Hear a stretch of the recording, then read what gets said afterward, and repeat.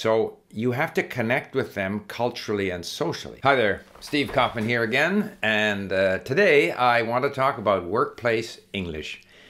If you enjoy these videos, please subscribe, click on the bell for notifications, and if you're following me on a podcast service, please leave a review. So many people I know listen to my videos, or even as a podcast, to improve their English. English is, whether we like it or not, sort of the most widely used international language. So there is a need to learn English for work. This is particularly true of immigrants to, say, Canada, the US, UK, Australia, English-speaking countries who have a need to work in the sort of mainstream economy, therefore to use English, or in the case of Canada, French in the province of Quebec. So, and there are many. If we Google, we look for, professional English, business English, workplace English, there are special programs, courses that are offered to help people, improve their English for work. But I have some general sort of thoughts on this.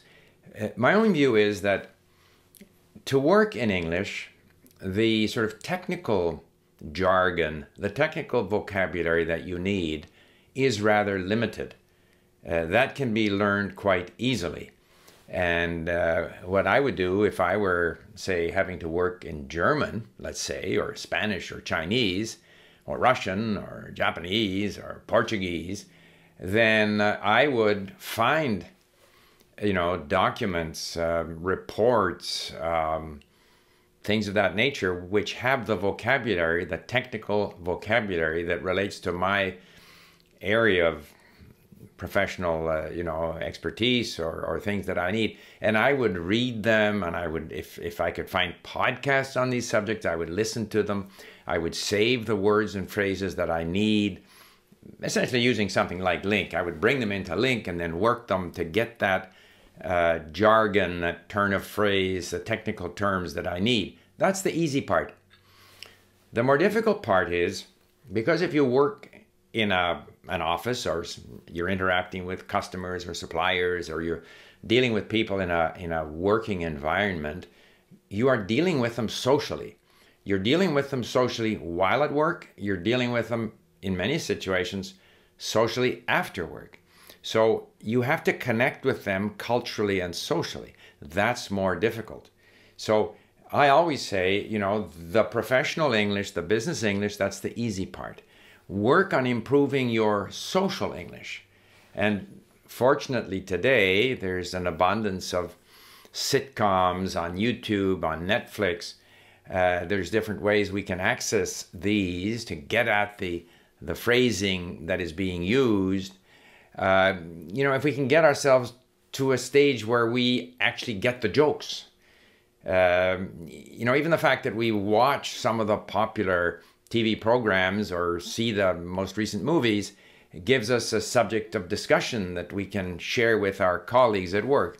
But also we can acquire the vocabulary and get a sense of the culture to the extent that these sitcoms reflect how people actually live. It's a somewhat distorted impression. Nevertheless, I find when I watch a sitcom in Turkish or whatever, I have a feeling that I'm participating in the life of these people, Turkish people, if it's a family or whatever. And I tend to prefer sitcoms with what seems to be realistic people rather than, crime and car races and shooting and all this kind of stuff. So we have to work, even in the workplace, we have to work on our social English as well as our professional English.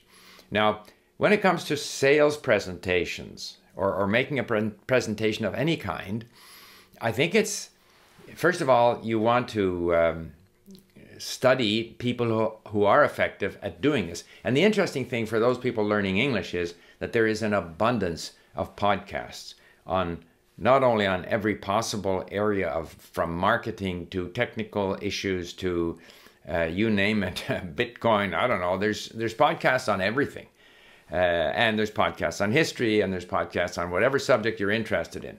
So I would definitely recommend availing yourself of podcasts.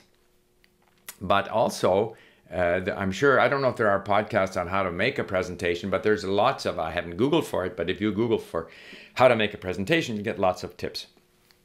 My suggestion is, in any presentation I have made, I use the sort of presentation techniques of the ancient Greeks and Romans, the sort of rhetorical conventions, and you can Google rhetoric, and you will see that they have a certain style. You have to begin by making people like you in a way and establishing your credentials. And then you tell a story, and then you can present some counter arguments to your story.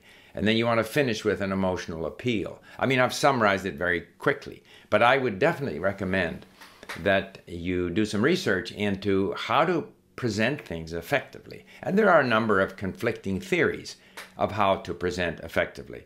But these are techniques that you should have, because if you have a technique that you're using for how you are going to present, how you're going to make yourself appear credible, how you're going to lead the audience one way and then lead them another way and then conclude in some other way, then you have the feeling that you are in control.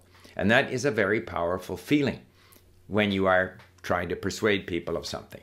So to summarize then, by all means, and once we're talking about workplace English, in most cases we're talking about people who are beyond the sort of beginner level. These are people who have a certain level in the language, who need to improve that level, but beyond that, want to feel comfortable in the workplace. So my advice, in summary, is by all means, find technical documents, articles, material, books, podcasts that you can access in order to get the technical jargon and phraseology that you need.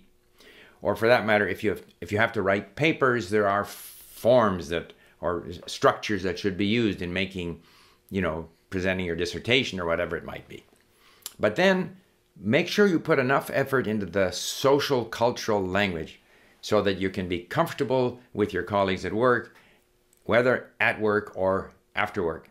And there are any number of ways you can do that, because nowadays there's just so much material available on the internet. Even if you don't live in, say, an English-speaking country, you can access that kind of environment through Netflix, YouTube, and other, maybe presentations that are available on the internet. And finally, if you are in the situation where you have to make sales presentations, do a little bit of research on effective, speech making and rhetoric, as I say, RHETORIC, because the ancient Greeks and Romans really had a good approach. It was a big part of their education, and I think is very valuable even today. So there you have it, a brief discussion on workplace English, and it is part of this whole idea of effective output. So I will leave a couple of videos where I talk about using the language effectively.